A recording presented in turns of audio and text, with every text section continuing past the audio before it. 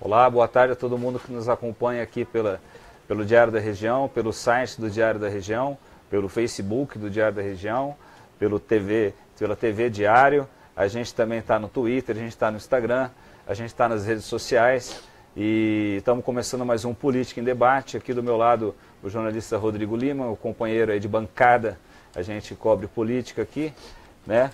O Rodrigo, a gente vai falar da sessão mais uma vez, tendo visto que a gente teve uma sessão na noite dessa terça-feira, um pouco mais tranquila do que a última, quando os vereadores saíram, quase pegaram no tapa, mas teve que ser contido até por uma gravata, né, de um outro vereador, até vereador caindo no chão lá no plenário. Ontem, a votação de um projeto polêmico, o veto do Executivo ao projeto que cria o programa Escola Sem Partido. Rodrigo, dentro do plenário parece que os vereadores estavam um pouco mais controladinhos, mas ali fora teve uma certa discussão, mas acho que dentro da questão democrática, grupos, é evidente que um a favor ou contra do projeto, mas o plenário se comportou menor, as galerias se comportou melhor do que o plenário em relação à última sessão. Como foi a sessão? Ninguém brigou não, né? Quase. Mas ninguém brigou. Boa tarde a você, Vinícius Marques, e boa tarde a vocês que nos acompanham aqui no Facebook do Diário da Região. Vinícius, ontem a gente percebe que a gente percorreu um script, já estava previamente estabelecido. Por quê? A votação em plenário do veto do prefeito Edinho Araújo do projeto que cria o programa Escola Sem Partido, a gente sabia que tinha alguns vereadores indecisos aí em relação à votação. Alguns deles, inclusive, que não participaram da primeira votação do projeto do vereador Jean Dornelas, que aprovou a proposta lá na casa, né? Então, tinha dúvidas sobre a votação, por exemplo, do Gerson Furquim, da própria vereadora Cláudia de Júli, o Jorge Menezes. Eles fizeram um certo mistério de como eles iriam se posicionar no plenário. Depois que começou a votação, um pouquinho antes, o próprio Zé da Academia também, um dia anterior, disse que estava propenso a votar a favor do veto do prefeito. Ele mudou de opinião. Claramente isso acontece porque a gente percebe que um grupo ali de vereadores está refém de alguns parlamentares que fazem a composição ali daquele chamado G9. Querendo ou não, o G9 ele vai e vem dentro do plenário da casa, né? Virou G12? Então, em alguns momentos, virou G12. Por pressão nesses vereadores que já não se pode mais dizer novato, né? São vereadores que foram eleitos pela primeira vez, eles acabam assumindo uma postura na defensiva e acompanham o grupo. E olha, arrisco a dizer que eles são ameaçados por esses vereadores. Porque olha, ou você vota com a gente, ou nenhum projeto seu, até mesmo requerimento vai ser aprovado na casa. E teve vereador que já falou isso, né? Teve vereador que eles falam isso não publicamente, mas nos bastidores eles não sabem como vão sair das garras desse grupo aí, que é formado lá por Paulo Paulera, Fábio Marcondes, Celso Peixão, Anderson Branco, José Carlos Marinho, Francisco Júnior. São vereadores que eles são bem unidos ali na votação, né? E por 12 votos a 3 ontem, o veto do prefeito Edinho Araújo foi rejeitado pelo plenário. Mas chama a atenção, Vinícius, o que ocorreu nas galerias. Logicamente que a gente tinha dois grupos, né? O grupo formado pelo Movimento Brasil Livre, o MBL, e o Movimento Cidadania Brasil, o MCB, que é aqui de Rio Preto, contra o veto do prefeito. E de outro lado a gente tinha os sindicatos militantes do PT, do PSOL, do PSTU e outros sindicatos aí a favor da manutenção do veto. Um lado alegando, o pessoal que defendia o veto, a manutenção do veto, alegando que era mordaça, né? A proposta ela deixa os professores aí sem a liberdade necessária para discutir em sala de aula a questão religiosa, o debate político e até a ideologia de gênero, né? E de outro lado, o MBL alegando que a possibilidade de haver uma doutrinação nas escolas. Por parte dos professores? Por parte dos professores. Tal. Em qual sentido? De que os professores... Doutrinação política. A doutrinação, principalmente política. Mas eu faço aqui Mas esse projeto, ele nasceu de uma questão política, porque o MBL, algum dos seus principais representantes, vai disputar a eleição deste ano. Então há uma bandeira política. O Jean Dornelas não é tão sem partido a escola. Não é tão sem partido assim. A gente percebe claramente que o jeito ali do debate, até o confronto de ideias, por pouco, ainda bem que nós não tivemos o registro de nenhuma briga. Muito bate-boca e aquilo. São dois grupos que nenhum vai convencer o outro a mudar de ideia. Ali a gente sentiu que em alguns momentos um queria gritar mais que o outro, impor a sua posição. Mas o debate até que mesmo que seja um pouco mais intenso, até se entende, né? Afinal está no parlamento, né? Lá se fala, né? Lá se fala, se discute, né? Ideias, não confrontos, não questões de agressões. Mas tem quando você não convence o outro lado, o que a gente percebe? As provocações, né? E isso daí é perigoso, apesar de que o presidente da Câmara, Jean Charles, reforçou a segurança ontem da sessão com um efetivo maior da Guarda Municipal e da Polícia Militar. Só teve um momento ali mais tenso, a gente até trouxe num vídeo que a gente publicou hoje na TV Diário. A gente tem imagens também aí até a gente já colocou no ar, de uma pessoa que estava enrolada numa bandeira do Brasil, que ele tentou se aproximar de militantes ali do PT, do Sindicato dos Servidores Públicos Municipais, e a questão ficou mais tensa um pouco. E olha só, e aliada a tudo isso, ministros, a sessão já estava tensa, chegou lá também um grupo dos moradores da favela do Vila Itália.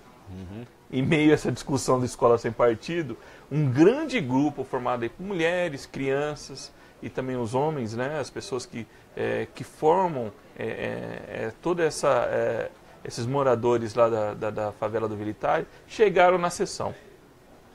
Como a sessão, as galerias já estavam bem lotadas, a gente tem ali no máximo 200 pessoas podem participar da sessão, muitos ficaram para fora, o que gerou uma revolta daqueles que conseguiram entrar, né? Então, além do debate do Escola Sem Partido, a gente tinha também essa outra questão das pessoas que foram barradas lá na porta pela Polícia Militar, até por uma questão de segurança. E lá fora quis começar a contaminar até o debate lá internamente. Que é um outro grande problema, né, que se arrasta aí já desde 2016, quando essa favela apareceu. Eles foram cobrar moradias do prefeito. Apesar do governo negar, quem mora lá, a gente tem contato com as pessoas que estão lá, essa comunidade, essa favela está aumentando, ela não está aparentemente... apesar de que há um acordo com a Secretaria de Habitação para que ela não aumente o número de barracos. Né? Então, não é bem o que se fala por aí. E o Edinho mandou um projeto recentemente, no meio de toda a discussão, Lula vai ser preso, vai se entregar, não vai, sai do sindicato, não vai, sai do sindicato, aquela novela do Lula, mesmo sendo já o Moro determinado o cumprimento da pena dele, o início da pena, então logo ficou muito focado nisso todo, o país inteiro ficou focado nisso, nesse meio tempo aí, no meio disso, parece ser um projeto lá do prefeito, do Edinho, que dá altera situações para enquadramentos no Minha Casa Minha Vida, quando com 5 salários mínimos, mas também fala sobre possibilidade de reassentamento, um projeto não é de 2 parágrafos, é um projeto grande, um projeto complexo, que o prefeito fez questão nenhuma de explicar absolutamente nada. E ele pediu para ser votado em urgência. Aliás, gostaria até, o pessoal que está aí do governo, se mandasse uma nota explicativa desse projeto, qual é a real intenção desse projeto. Agora, Rodrigo, voltando ao Escola Sem Partido em si. O veto do Edinho, o Edinho já caiu o veto. O prefeito normalmente faz aquele mistério, vai consultar a Procuradoria-Geral do município, ver o que vai analisar. Ontem ele foi rápido, hein? Já falou que vai entrar com uma ação de constitucionalidade. Como é que é isso? Então, Vinícius, a sessão nem tinha mal acabado. Nós já entramos em contato com a assessoria do prefeito Edinho. Ele já anunciou de pronto que o governo vai entrar com uma ação direta de inconstitucionalidade, uma ADIM, no Tribunal de Justiça de São Paulo, com pedido de liminar para tentar derrubar a lei que cria o programa Escola Sem Partido em Rio Preto, porque o Edinho, ele acredita que essa lei, ela é, primeiro, de difícil fiscalização. Quem que iria fiscalizar o cumprimento dessa norma aí, de denunciar professor por estar doutrinando alunos nas escolas? O vereador Jean Dornelas, logo depois da sessão, ele concedeu uma entrevista para a gente que ele disse o seguinte: olha, quem faria essa fiscalização seria o próprio diretor. Então a gente percebe aí que existe uma dificuldade até na fiscalização dessa lei. Para o prefeito ela é inconstitucional. E o prefeito pregou ainda que ele é a favor da liberdade de expressão, a liberdade... A gente não é... Nós aqui, jornalistas, eu pessoalmente não tenho uma posição formada a favor ou contra. A gente reporta os fatos do jeito que eles acontecem. Mas o que é o caminho agora?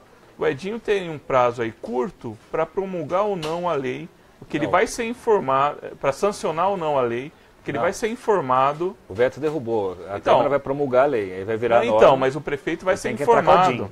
O prefeito vai ser informado pela Câmara que ele foi derrubado o veto.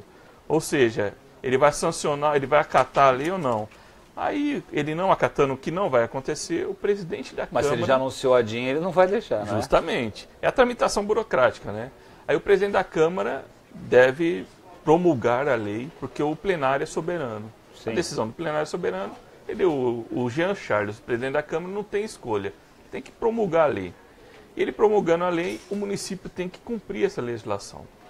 O que pode acontecer é de que a Secretaria Municipal de Educação possa emitir uma portaria com a lei em vigor, uma portaria, um comunicado para as escolas, para, olha, de que forma, alertando os diretores, os professores, que a lei está em vigor. Porque hoje a gente tem um celular, qualquer aluno aí pode eventualmente gravar um professor, uma suposta doutrina, porque quem é contra, quem é a favor do projeto alega que isso pode acontecer. Mas quem é contra esse projeto diz que isso nunca teve registro no município. Até foi um dos argumentos que foi usado aí pelo vereador Pedro Roberto, que votou contra, porque quem se posicionou no plenário Por isso que já mudou o projeto, né? A justificativa, primeiro ele citava Rio Preto, lembra? Sim, e então, aí ele retirou, ele não tem o conhecimento que isso aconteceu aqui, mas quero evitar. Um caso consolidado de que ocorreu doutrinação na cidade, né?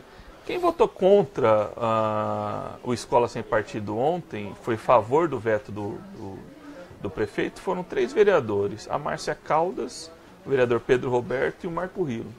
Apenas esses 3. O Renato Pupo alegou que tinha um compromisso particular e não participou da votação, mas antes de sair ele se posicionou a favor do veto do prefeito Edinho. E os outros vereadores, com exceção do Jean Charles, que não vota por ser o presidente, derrubaram o veto do projeto Escola Sem Partido. Agora as questões legais apontadas, se o prefeito vai contestar a lei na justiça, isso não é novidade com relação a legislações semelhantes com base no programa Escola Sem Partido, que ele já não é discutido desde agora. Aqui no veto, o Rodrigo Edinho citou violação da Constituição, porque cabe à União legislar sobre competências de diretriz de educação nacional, legislação do governo, a Constituição do Estado, a Lei Orgânica do Município, também o Estatuto da Criança e do Adolescente, a Lei Complementar 138/2001, que é a lei do Estatuto dos Magistérios de Rio Preto, e também mais uma lei aqui. No mínimo aqui tem um pacote de leis que está sendo questionado a eficácia da lei, também sobre o vício de iniciativa, ou seja, não compete ao vereador fazer esse tipo de legislação. Esse assunto já chegou no Supremo, né?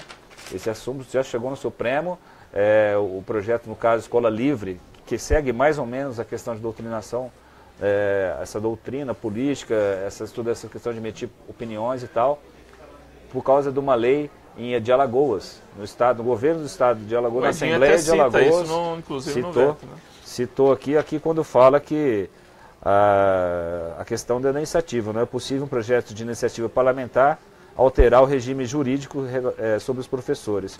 Agora, o Barroso, nessa decisão que ele classifica como a ideia de colocar neutralidade contraria o princípio do pluralismo, da tolerância presente nas leis básicas de educação, o Conselho Nacional também de Direitos Humanos também repudiou qualquer iniciativa pública ou particular para restringir a liberdade de comunicação no ambiente escolar. Antes, relatores das Nações Unidas já posicionaram contra os projetos. Esse nós estamos falando do projeto que está agora, também está em discussão lá no Congresso, né? E aqui o Barroso fala, o Barroso foi quem mandou prender os amigos do Temer aí, né? O Barroso também, e o Barroso no julgamento aí do Lula, ele votou contra, o HC do Lula também, o ministro que está lá, o Luiz Roberto Barroso, ele falou que se equiparar, a liberdade acadêmica tem como propósito proteger o avanço científico por meio da proteção à liberdade de pesquisa, publicação e conteúdo dentro e fora de aula. É assegurada ainda permitir ao professor confrontar o aluno de diferentes concepções, provocar o debate para ele desenvolver o seu juízo crítico.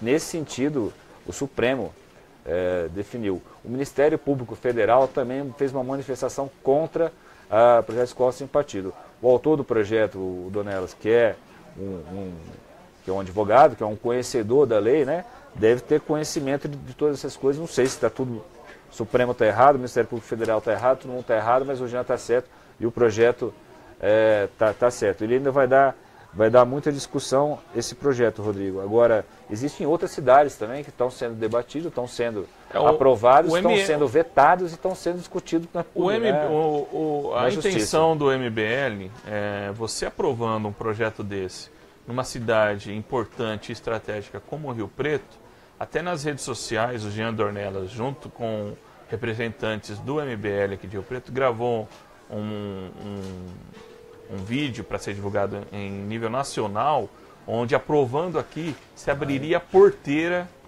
para outros municípios poderem encampar essa ideia. Agora precisa ver... Que a votação ontem na Câmara foi política. Que porteira é essa que a Câmara quer abrir, A votação foi política, né? Então agora a gente passa do processo da votação política para uma discussão jurídica agora, que vai ser feita aí no Tribunal de Justiça sobre a legalidade da lei. O pedido, inclusive, do Edinho da liminar, ele deve protocolar essa ADIM rapidamente, o pedido de liminar deve ser analisado até o final de semana por um dos desembargadores do tribunal. Certo, vamos ver o que fala, depois tem recurso, se negar, vai ter para um lado, vai ter para o outro. Até o julgamento do mérito. Vai cair no Supremo. E vamos vai longe. O Supremo vai decidir. Agora, ainda só para finalizar essa questão, eu conversei com várias pessoas do governo e tal, e também não só da área da educação, mas de outras áreas também, inclusive jurídicas. A pessoa que tiver um aluno ou a mãe de um aluno que tiver, ou algum diretor, algum supervisor, algum funcionário da escola que considerar que o professor ali em sala de aula está extrapolando limites dele do que tange essas regras já em vigor nacional de educação, o próprio Estatuto do Magistério, o próprio Estatuto do Servidor, a Lei Complementar 5/90, pode inclusive fazer uma denúncia anônima para que seja apurada a conduta desse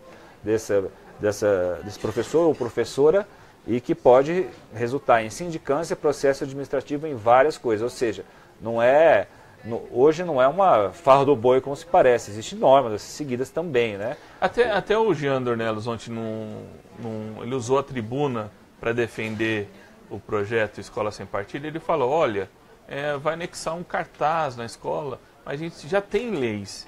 Aí o outro lado, contra o projeto, falou, então para que criar o programa Escola Sem Partido se já existem ferramentas aí jurídicas para combater a doutrinação nas salas de aula? Esse foi um dos argumentos também usados, né? E aquilo, a gente notou também, Vinícius, durante a sessão, apesar de ser uma questão polêmica, os vereadores estavam bem mais calmos em relação à última sessão.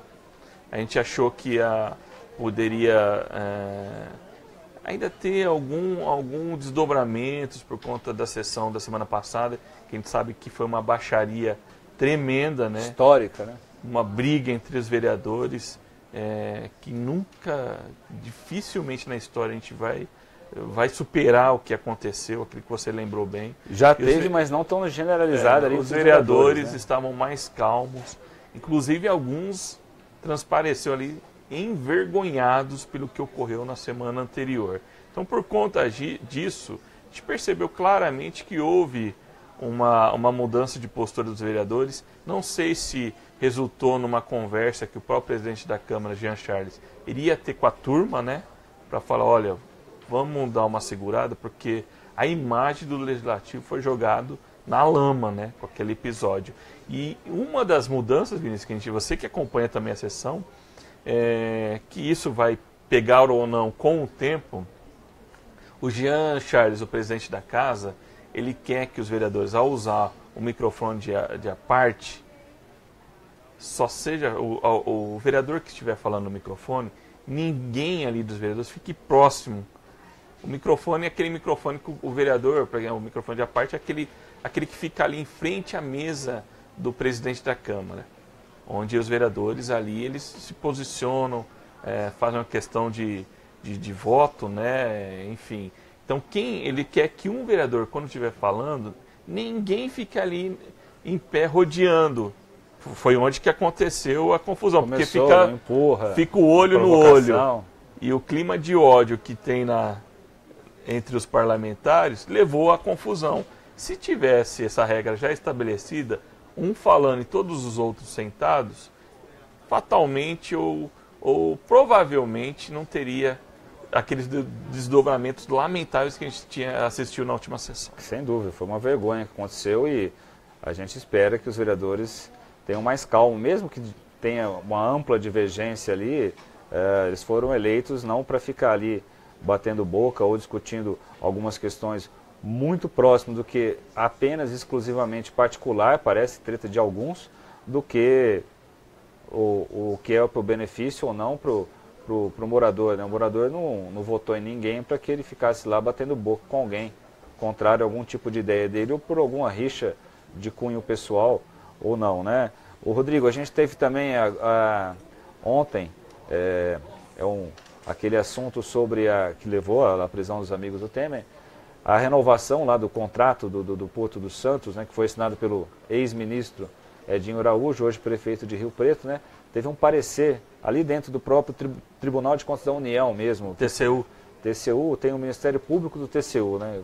No Estado também tem isso.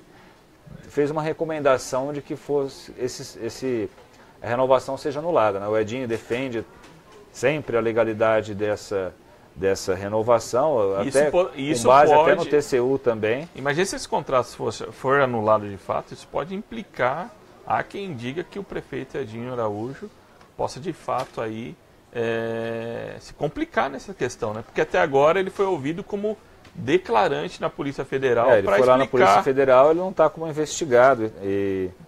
Mas o parecer, em que pese a falta de transparência do TCU, porque ele ainda é dado como acesso restrito, mas ele acaba vazando em algumas partes, fala que o governo, no caso, o governo federal foi muito servil a palavra com o Grupo Libra.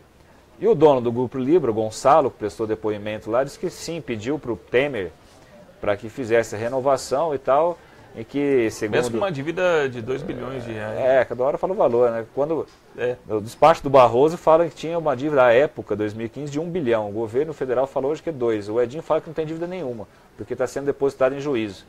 É uma questão. De qualquer maneira, o parecer ele é pesado, e essa decisão agora fica com a ministra do TCU, que chama Ana Reis, se eu não me engano, que está... Se é isso, daí pode dar uma reviravolta realmente nesse caso, né? Que segue essas investigações, né? Também teve denúncia contra o Temer, teve denúncia contra o Monte Político, vai ser marcado agora aí também uma decisão, um julgamento para o caso do Aécio, né? E as notícias de Curitiba, quais que são hoje, Rodrigo? O Lula está lá, está preso. Hoje o Lula comeu chuchu, parece. O Lula hoje seria o dia da visita. Não deixaram. Não vai ter mais visita, né? Teve uma confusão, não é? Ontem, a gente está acompanhando também... Só a família pode visitar, mas foi os políticos lá. Ontem o que aconteceu? 9 vereadores, 3 senadores chegaram... Então, 9 governadores chegaram lá em vans, entraram ali no estacionamento da Superintendência da Polícia Federal em Curitiba. Eles desceram como se eles fossem visitar o Lula sem nenhuma comunicação prévia. Lógico que foi um jogo de cena, mais um jogo de cena. Eles não puderam entrar. Aí o que o PT fez? O PT já transferiu, olha só o absurdo, o PT transferiu a sede do Diretório Nacional, não fisicamente, mas a sede hoje do PT foi transferida para Curitiba e lá eles transformaram, ali próximo da superintendência, um grande acampamento onde pessoas estão esperando que o Lula seja solto. Ou fazendo várias atividades. A ordem da presidente nacional do partido, a senadora que ela quer mudar o nome, né? Você viu? Gleice Hoffmann, ela falou, olha, Gleice Lula Hoffmann. Gleice Lula, então, são coisas, são fatos que vão vai só trazendo mais desgaste. Tem isso também. Os parlamentares estão querendo pôr o Lula no nome. Mas a questão... E a ordem para ter atividades todos os dias, porque havia uma expectativa hoje que fosse julgado, fosse analisado mais um pedido em relação ao debate da questão da prisão em segunda instância, que não vai acontecer mais também. Mas estão utilizando já um possível julgamento do habeas corpus do Maluf para tentar uma outra coisa. Tem mais pedido liminar. Pedido liminar que não acaba mais, hein? Complicado, né? É bastante recurso, hein? Os advogados têm que custar caro, hein, Rodrigo? Não? É complicado, uma situação complicada. A meu ver, o PT está criando um monstro ao levar toda essa estrutura lá para Curitiba. Se de um lado é democrático, a questão também, a condenação do Lula foi pela justiça. Ele apresentou todos os recursos, as provas foram analisadas e ele acabou condenado, né? E o Moro mandou cumprir a pena. Parece que em Rio Preto vai ter na sexta-feira algum ato aí, parece que no Vasco contra também, né? Essa prisão do Lula que está sendo feita. A gente encerra por aqui, lembrando que amanhã a gente também traz o depoimento que teve hoje de uma servidora da EMURB, na CPI da EMURB, o famoso quem disparou a licitação lá, quem convidou as empresas na licitação da Área Azul Digital. Agora ninguém sabe de nada, né, Vinícius? Pelo jeito, ninguém sabe de nada agora. Ela prestou depoimento da sindicância, falou que não... Saiu do e-mail dela, mas não foi ela, saiu da máquina dela. Aí ela falou e-mail para convidar as empresas para fazer a licitação. Isso, empresas que tinham familiares de o secretário, licitação que o governo declarou nula e cobra da empresa na justiça que teria sido a licitação só para lembrar a área para a implantação da Área Azul Digital. Nós estamos em abril e ainda vai longe. Esse é um caso emblemático, é um maior escândalo até agora do novo governo do Edinho, né? E parece que vai longe, porque ela disse coisas lá que não estão muito de acordo com o que outros já disseram. Também uma falta de controle ali, demonstrou, segundo o presidente da comissão, uma falta de controle no almoxarifado da EMURB, porque várias vezes ela respondeu, não sei se vai, o que vai, é uma das encarregadas, e teria disparado esse e-mail. Ela disse que não foi ela, apesar de ter saído da máquina. Quem será que foi, hein, Vinícius, que disparou esse e-mail? Ela disse que fica logado, full time, então, o tempo todo, então poderia ter sido outra pessoa, o próprio empresário deixa no ar. É uma questão aí que a CPI está rolando, o caso também está na polícia, está no Ministério Público, onde mais? Esse caso... Tem uma outra sindicância também, só sobre talão. Esse caso, porque ele não é só a licitação que foi fraudada. Tem a questão da falsificação de talões da Área Azul e também tem uma espécie de factoring. Lá com o caixa as pessoas pagavam dinheiro para estacionar o carro. No final do dia tinha um caixa com esses recursos. Aí terceiros davam cheque e pegavam esse dinheiro como se fosse um empréstimo. Absurdo isso, né? A questão... Que beleza, não? Então, isso está sendo alvo de um banco. É o banco da EMURB que está sendo bastante investigado. Tem várias frentes de investigação, uma delas é na Câmara, que a gente vai trazer as novidades aí na edição dessa quinta-feira, né? E é isso daí, a gente vai ficando por aqui. Um abraço, Rodrigo, um abraço a todos que nos acompanham.